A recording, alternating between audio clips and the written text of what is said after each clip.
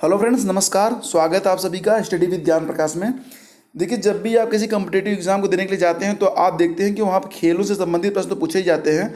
कभी कभी खेल से संबंधित बेहद मूल प्रश्न पूछ लिए जाते हैं, जैसे कि फुटबॉल में कितने खिलाड़ी होते हैं, अपर कट शब्द किस खेल से जुड़ा है, बुल फाइटिंग किस देश का राष्ट्रीय खेल है, या किसी मशहूर खिलाड़ी का उपनाम दे के नीचे पूछ लिया जाता है कि ये उपनाम से किस खिलाड़ी को जाना जाता है। तो इस वीडियो में हमने ऐसे ही कुछ महत्वपूर्ण 51 प्रश्नों को शामिल किया है, जो कि आगामी सभी परीक्षाओं के लिए बहुत महत्वपूर्ण साबित हो सकता है। तो आप किसी भी परीक्षा की तैयारी कर रहे हो, ये पूरा वीडियो आप देख के निश्चित जाइएगा और इससे आपको निश्चित रूप से लाभ होगा। तो चलिए शुरू करते हैं। पहला प्रश्न, फीफा कप किस खेल से संबंधित है? तो उत्तर है विश्व कप फुटबॉल से। देखिए, फीफा FIFA, ठीक है, इसका फुल फॉर्म क्या होता है? Federation international D football association. इसकी स्थापना 1930 में हुई थी, आज से लगभग 87 साल पहले, ठीक है। और इस समय जो है, जो चैंपियन है वो जर्मनी है चौथी बार, और सबसे ज़्यादा बार जो चैंपियन बनने का श्रेय ब्राज़ील को हासिल हुआ है, ठीक है। अब देखते हैं अगले प्रश्न को। अपर कट शब्द किस खेल से संबंधित है? तो अपर कट शब्द ये बॉक्सिंग से संबंधित है, याद रखिएगा। कभी कभी पूछ लिया जाता है कि अपर कट शब्द किस खेल से संबंधित है। बुल फाइटिंग किस देश का राष्ट्रीय खेल है? तो स्पेन में जो बुल फाइटिंग होती है, देखिए बुल फाइटिंग जो होती है उसमें एक इंसान जो होता है वो बुल यानी कि बैलों से लड़ता है। ये देखिए, आप यहाँ पे थोड़ा सा समझ सकते हैं किस तरीके से बुल फाइटिंग होती है। ये बहुत खतरनाक होती है, जानलेवा भी होती है, लेकिन अब क्या करें, वहाँ का ये राष्ट्रीय खेल है, ठीक है। अगला प्रश्न देखिए, रोहिंग्टन वॉरियर ट्रॉफी किस खेल में प्रदान की जाती है? रोहिंग्टन वॉरियर ट्रॉफी, देखिए ये क्रिकेट में जो है प्रदान किया जाता है। रोहिंग्टन वॉरियर ट्रॉफी का नाम रोहिंग्टन वॉरियर गोल्ड ट्रॉफी भी कहा जाता है इसे। ये जो all India inter university cricket championship के दौरान दी जाती है, और ये जो है एनुअली जो है, मतलब कि सालाना जो है आयोजित होती है 1935-36 से, याद रखिएगा, ये इंपॉर्टेंट है, कभी कभी पूछा जाता है। तो रोहिंग्टन वॉरियर ट्रॉफी जो होती है ये all India inter university cricket championship से रिलेटेड है। आगे देखते हैं, penalty point, dog fall, fall back, break down शब्द किस खेल में प्रयुक्त किए जाते हैं? Penalty point, dog fall, fall back, break down, तो ये कुश्ती से संबंधित शब्द हैं, याद रखिएगा। लाल बहादुर स्टेडियम कहाँ पर स्थित है? तो लाल बहादुर स्टेडियम जो है वो हैदराबाद में स्थित है, और ये जो स्टेडियम है Lal Bahadur Shastri stadium, formerly known as Fateh Maidan, is a football and cricket stadium. मतलब इसमें फुटबॉल और क्रिकेट दोनों ही खेला जाता है।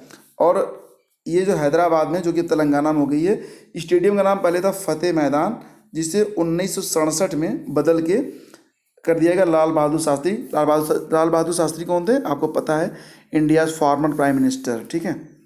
अब देखिए, बेसबॉल किस देश का राष्ट्रीय खेल है? तो बेसबॉल जो होता है ये संयुक्त राज्य अमेरिका का राष्ट्रीय खेल है। थोड़ा सा गूगल कर लीजिएगा आप जरूर बेसबॉल के बारे में। ये क्रिकेट जैसा ही एक खेल होता है, लेकिन इसके जो नियम होते हैं उसमें थोड़ा सा परिवर्तन होता है क्रिकेट के अलावा। ये देखिए, बेसबॉल का एक स्टेडियम है, और इसका स्टेडियम कैसे बना हुआ है थोड़ा सा इसको आप देखिए, और इसके बारे में थोड़ी आपको उत्सुकता हो गई हो तो गूगल कर लीजिए, आपको सब इन्फॉर्मेशन मिल जाएगी। मैं बताऊँगा तो वीडियो काफ़ी लंबा हो जाएगा। देखिए, प्रथम एशियाई खेल 1951 में नई दिल्ली में आयोजित किए गए थे। तो पहला तो ये हो गया कि याद रखिएगा कि 1951 में पहली बार एशियन गेम्स दिल्ली में आयोजित हुए थे, ये पहला हो गया। अब देखिए, इसमें भाग लेने वाले देशों की संख्या, तो उस समय जो first Asian game held in नई दिल्ली 1951, तो उसमें 11 कंट्रीज़ ने हिस्सा लिया था, ठीक है। आगे देखते हैं, खेलों में उत्कृष्ट प्रदर्शन करने वाले खिलाड़ियों को भारत में कौन से पुरस्कार प्रदान किए जाते हैं? तो जो लोग खेलों में अच्छा प्रदर्शन करते हैं तो उन खिलाड़ियों को भारत में अर्जुन पुरस्कार और राजीव गांधी खेल रत्न पुरस्कार से नवाजा जाता है, ठीक है। अब देखिए आगे, टाइगर उपनाम से किस खिलाड़ी को जाना जाता है? तो मंसूर अली खां पटौदी को जो है टाइगर पटौदी के नाम से भी जाना जाता है। थोड़ा सा देख लीजिए इनको। देखिए, ये हैं आपके मंसूर अली खान पटौदी, ठीक है। नवाब मंसूर अली खान, इनका नाम एक था M.A.K. Pataudi, PS nickname Tiger Pataudi, was an Indian cricketer and former captain of the Indian cricket team. इनका जन्म 5 जनवरी 1941 को भोपाल में हुआ था और इनकी मृत्यु हुई थी 22 सितंबर 2011 को नई दिल्ली में। इनका निक नेम जो था वो टाइगर पटौदी था। शर्मिला टैगोर से इन्होंने शादी की थी। और इनके जो बच्चे हैं सैफ अली खान, सुहा अली खान, साबा अली खान, ये तो मशहूर फिल्म स्टार हैं, आप इनके बारे में तो जानते ही होंगे।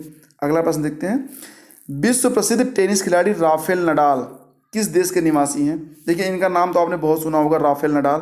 तो ये स्पेन के निवासी, याद रखिएगा, राफेल नडाल जो हैं ये स्पेन के रहने वाले हैं। अब देखिए अजलान शाह कप किस खेल से संबंधित है? तो अजलान शाह कप जो है वो हॉकी से संबंधित है। एक्चुअली में देखिए अजलान शाह जो कप है ये रहा, देख लीजिए, the Sultan Azlan Shah Cup is an annual international men's field hockey tournament held in Malaysia. ये मलेशिया में खेली जाती है प्रतिवर्ष। और ये क्या है, ये अंतर्राष्ट्रीय मेंस फील्ड हॉकी टूर्नामेंट है, यानी कि ये पुरुषों की अंतर्राष्ट्रीय हॉकी प्रतियोगिता है। इट बिगैन इन 1983। तो इसकी शुरुआत जो कब हुई थी? 1983 में, ठीक है। और इसमें जो है टीमें कितनी हैं? 7 टीमें होती हैं।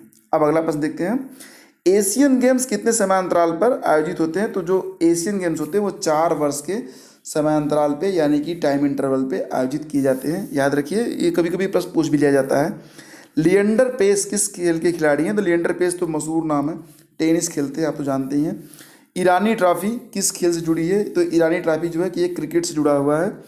अब थोड़ा सा ईरानी ट्रॉफी के बारे में देख लीजिए। देखिए ईरानी ट्रॉफी भारत की एक घरेलू क्रिकेट प्रतियोगिता है। ईरानी कप का नाम पहले जो है ईरानी ट्रॉफी, अब मतलब इसको ईरानी कप कहा जाता है, पहले इसका नाम ईरानी ट्रॉफी था।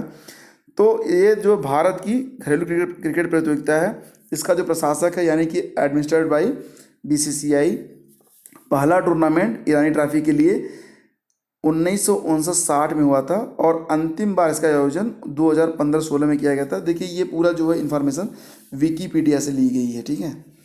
अब हम देखते हैं अगला प्रश्न, डूरंड कप किस खेल से संबंधित है? तो डूरंड कप जो होता है वो फुटबॉल से संबंधित। याद रखिए कभी कभी ये प्रश्न बहुत बार मैंने देखा कि पूछा गया कि डूरंड कप किस खेल से संबंधित है, तो फुटबॉल से याद रखिएगा। शीश महल ट्रॉफी किस खेल से संबंधित है? तो क्रिकेट से संबंधित है। वॉलीबॉल खेल का जन्म किस देश में हुआ? यानी कि मदर ऑफ वॉलीबॉल किसे कह सकते हैं आप? अमेरिका को कह सकते हैं, अमेरिका में इसका जन्म हुआ था। अगला प्रश्न देखते हैं, यूरोपीय कप फुटबॉल में कौन सी ट्रॉफी दी जाती है? कौन सा, मतलब यूरोपीय कप फुटबॉल का एक कप है, इसमें जो है यूरोपीय कप इसे कहा जाता है। तो इसमें जो ट्रॉफी दी जाती है उसका नाम है हेनरी डलाउने ट्रॉफी। तो हेनरी डलाउने ट्रॉफी ये यूरोपीय कप ट्रॉफी के दौरान दी जाती है, ठीक है। अब देखते हैं अगला हम, भारत में हॉकी का पहला स्वर्ण पदक, भारत ने हॉकी का पहला स्वर्ण पदक जीता था एम्स्टर्डम ओलंपिक में। याद रखिएगा, देखिए हॉकी जो है भारत का राष्ट्रीय खेल भी है, तो इसलिए और भी प्रश्न महत्वपूर्ण हो जाता है कि पहला स्वर्ण पदक जो कब जीता था भारत? तो एम्स्टर्डम ओलंपिक में जीता था। अब देखिए अगला सवाल, मोनिका सेलेस किस खेल को खेलती हैं? तो मोनिका सेलेस जो है वो टेनिस की खिलाड़ी हैं, याद रखिए। ओलंपिक खेलों में स्वर्ण पदक जीतने वाली प्रथम भारतीय खिलाड़ी कौन है? ओलंपिक खेलों में स्वर्ण पदक जीतने वाला प्रथम भारतीय खिलाड़ी है अभिनव बिंद्रा, ठीक है। और राष्ट्रीय खेल दिवस कब मनाया जाता है? तो 29 अगस्त को मनाया जाता है। मेजर ध्यानचंद की का जन्मदिन होता है, तो मतलब एक तरह से कह लीजिएगा आप उसी उपलक्ष्य में ये जो है राष्ट्रीय खेल दिवस जो है मनाया जाता है, ठीक है। सबसे पहले सैफ खेल कहाँ आयोजित हुए? तो काठमांडू नेपाल में आयोजित हुए थे, याद रखिएगा। सैफ खेल जो है पहली बार काठमांडू नेपाल में। ग्रीन पार्क स्टेडियम कहाँ स्थित है? ग्रीन पार्क स्टेडियम ये कानपुर में स्थित है। देखिए काफ़ी बड़ा स्टेडियम है, ये रहा ग्रीन पार्क स्टेडियम, आप एक बार इसको देख सकते हैं। तो ये बिल्कुल शहर के मध्य में बना हुआ है और काफ़ी बड़ा है, अच्छा स्टेडियम है। रिवर सैंडविच शब्द किस खेल से संबंधित है? तो कभी कभी ये सवाल पूछा जाता है रिवर सैंडविच, तो ये टेबल टेनिस रिलेटेड है, याद रखिए। इंग्लैंड का कौन सा स्टेडियम डर्बी घुड़दौड़ से संबंधित है? तो जिस स्टेडियम में डर्बी घुड़दौड़ होती है वहाँ पे इप्सम स्टेडियम नाम है। इप्सम स्टेडियम में डर्बी घुड़दौड़ कराई जाती है। ये देखिए ये रहा आपका इप्सम स्टेडियम। एसेज के लिए टेस्ट क्रिकेट श्रृंखला किन 2 देशों के बीच खेली जाती है? तो एसेज के लिए टेस्ट क्रिकेट श्रृंखला जो है ये इंग्लैंड और ऑस्ट्रेलिया के बीच में खेला जाता है, याद रखिए। हिटिंग बिलो द बेल्ट, ये देखिए एक वाक्यांश है, हिटिंग बिलो द बेल्ट, ये किस खेल में प्रयुक्त होता है? तो मुक्केबाजी में प्रयुक्त होता है, मतलब बेल्ट के नीचे प्रहार, इसका अर्थ हुआ। सबसे कम आयु में तैरकर इंग्लिश चैनल पार करने वाली भारतीय महिला कौन है? रूपाली रामदास। इन्होंने सबसे कम एज में जो है इंग्लिश चैनल को तैर के पार किया था। इनकी डेट ऑफ बर्थ 1982 है। युवा खिलाड़ियों को प्रोत्साहित करने के लिए एकलव्य पुरस्कार मध्य प्रदेश देता है, मतलब कि एकलव्य पुरस्कार का संबंध मध्य प्रदेश से, याद रखिएगा। ड्यूस शब्द किस खेल से संबंधित है? लॉन टेनिस से, ठीक है। ड्यूस ये लॉन टेनिस से संबंधित शब्द है। पायली एक्सप्रेस के नाम से किस इस खिलाड़ी को जाना जाता है? तो पीटी ऊषा को पायली एक्सप्रेस कहा जाता था। ये भारत की बहुत ही मशहूर एथलीट थी, ये धाविका थी। सीजर्स कप किस खेल से संबंधित है? सीजर्स कप किस खेल से संबंधित है? जी हाँ, फुटबॉल से संबंधित है, ठीक है। लॉन टेनिस के प्रसिद्ध खिलाड़ी इवानोविक किस देश के खिलाड़ी हैं? क्या नाम? इवानोविक, ये सर्बिया के खिलाड़ी हैं, याद रखिए। डबल फॉल्ट शब्द किस खेल से संबंधित है? डबल फॉल्ट बताइए। देखिए डबल फॉल्ट जो है टेनिस से रिलेटेड है। डबल फॉल्ट जो है टेनिस रिलेटेड शब्द है। देखिए यहाँ पे थोड़ा सा गलत हो गया है। एक्चुअली में इसका नाम जो है वो है SOCCER, सॉक्सर इसे कहते हैं, ठीक है। सॉक्सर फुटबॉल का एक दूसरा नाम है, ठीक है। देखिए more commonly known as a football और soccer association football is a team sport played between two teams of 11 players with a spherical ball, ठीक है। स्फेरिकल बॉल होती है इसमें। फुटबॉल की भूमि से गोल पोस्ट कितनी ऊंची होती है? फुटबॉल की जो भूमि होती है उससे गोल पोस्ट 8 फुट ऊंची होती है, याद रखिए। चाइना मैन शब्द किस खेल से संबंधित है?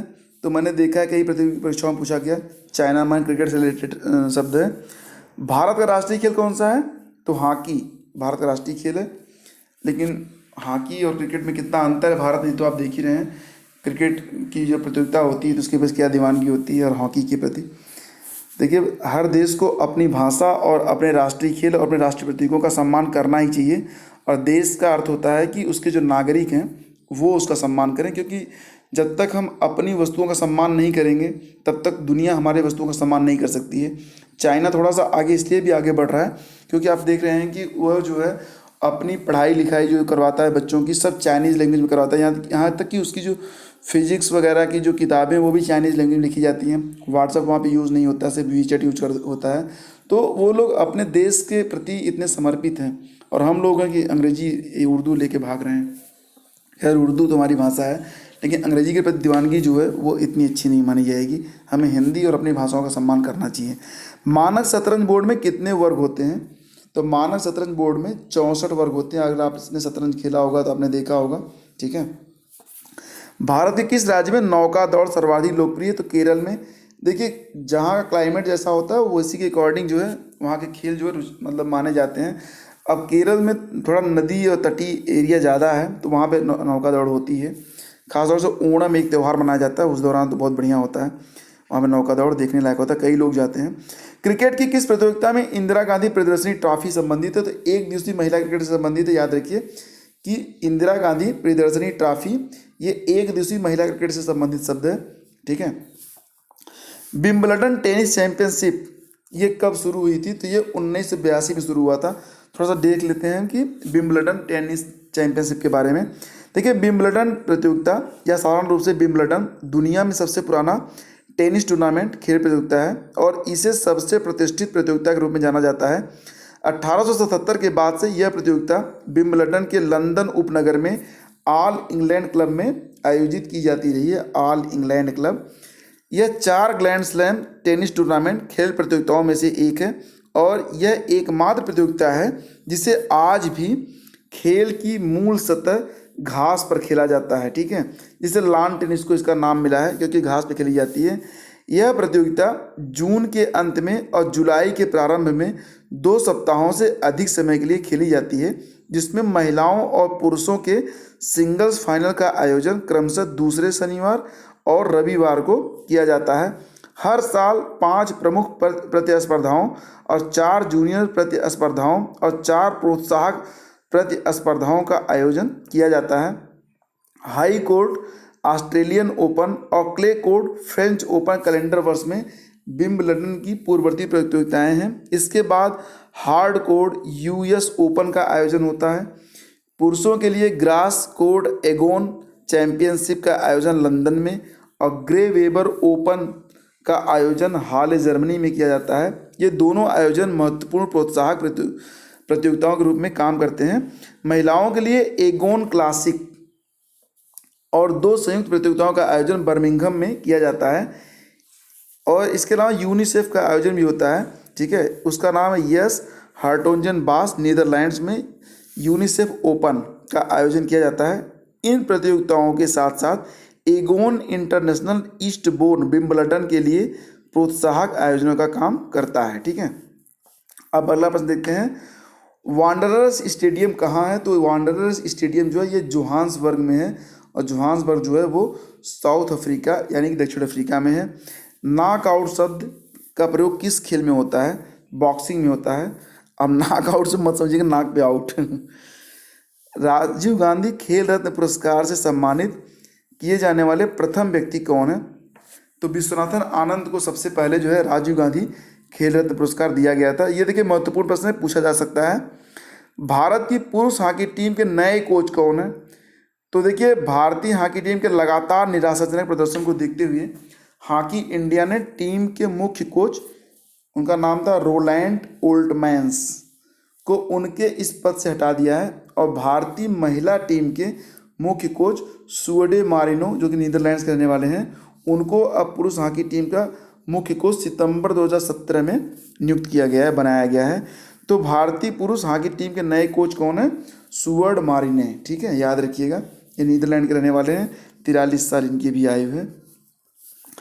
भारत ने गोल्ड कोस्ट ऑस्ट्रेलिया में आयोजित राष्ट्रमंडल निशानेबाजी चैंपियनशिप का अंत कितने पदकों की जीत के साथ किया है? तो 20 पदक जीते हैं भारत ने। देखिए भारत ने फाइनल में किस देश को हराकर हॉकी महिला एशिया कप जीता?